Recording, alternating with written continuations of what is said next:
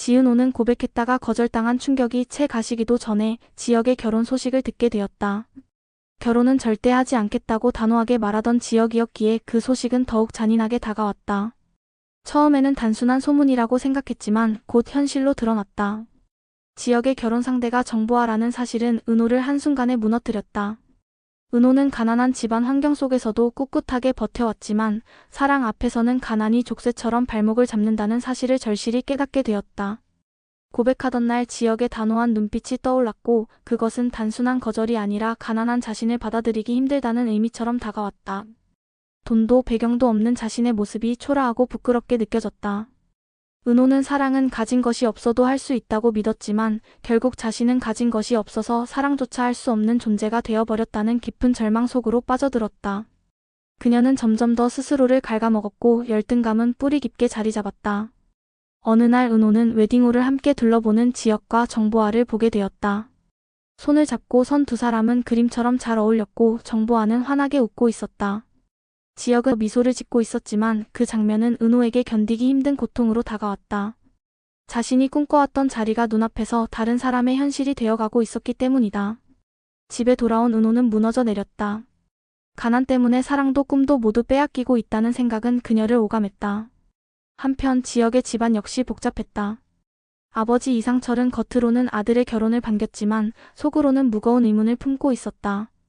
아들이 진심으로 원해서 결혼하는 것인지 아니면 책임감과 현실에 떠밀려 선택한 것인지 알 수 없었기 때문이다. 평생 정직하게 살아온 그는 아들이 스스로의 마음을 억누르고 있다는 기운을 누구보다 먼저 감지했다.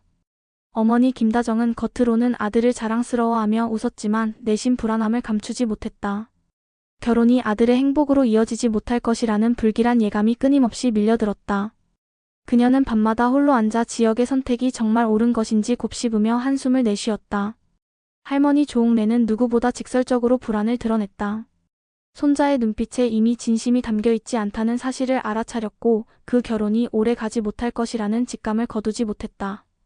그러나 결혼 준비가 이미 한창이었기에 그녀의 우려는 가족들 사이에서도 깊이 받아들여지지 못했다. 성재는 무너져가는 은호의 모습을 지켜보며 고통을 느꼈다. 절친한 친구의 결혼을 축하해야 하는 상황 속에서 은호를 향한 애정은 점점 더 깊어졌고 결국 그는 마음을 드러낸다. 그러나 은호는 그의 마음을 받아들이지 못했다. 결혼식 날이 가까워질수록 은호의 괴로움은 깊어졌다. 웨딩홀 인테리어를 맡은 그녀는 현장을 직접 확인해야 했고 화려하게 꾸며지는 공간은 오히려 가슴을 도려내는 칼날처럼 느껴졌다. 자신이 꾸민 공간에서 지혁이 다른 사람의 손을 잡게 된다는 사실은 극도로 잔인한 현실이었다. 결혼식 당일 아침 은호는 웨딩홀에서 장식을 점검했다. 손이 떨려왔지만 억지로 마음을 다잡았다. 그러나 신랑 대기실 문틈 사이로 보인 지혁의 얼굴은 행복하지 않았다. 그는 예복을 입고 서 있었지만 눈빛에는 지친 기운과 억눌린 감정이 고스란히 담겨 있었다. 그 순간 은호는 잠시 눈빛이 마주쳤고 심장이 무너져 내렸다. 여전히 자신을 붙잡는 듯한 그의 눈빛은 혼란을 주었지만 현실은 차갑게 속삭였다. 자신은 가난 때문에 버려진 존재이며 그 옆에 설 자격은 없다는 사실이었다. 같은 시각 결혼식장에 있던 지역의 가족들은 각자의 불안을 감추지 못했다. 이상철은 아들의 얼굴을 보고 고개를 떨궜고 김다정은 손수건을 쥔 채 불안한 마음을 사겼다. 조옥래는 손자의 눈빛을 보며 이 결혼이 오래가지 못할 것이라 직감했다. 은호는 결국 두 눈을 감았다. 오늘이 끝나면 모든 것이 끝이라는 다짐을 했다. 그러나 마음속 깊은 곳에서는 또 다른 목소리가 울렸다. 사랑이 가진 것의 문제가 아니라면 언젠가 다시 마주할 수 있을지도 모른다는 희미한 희망이었다.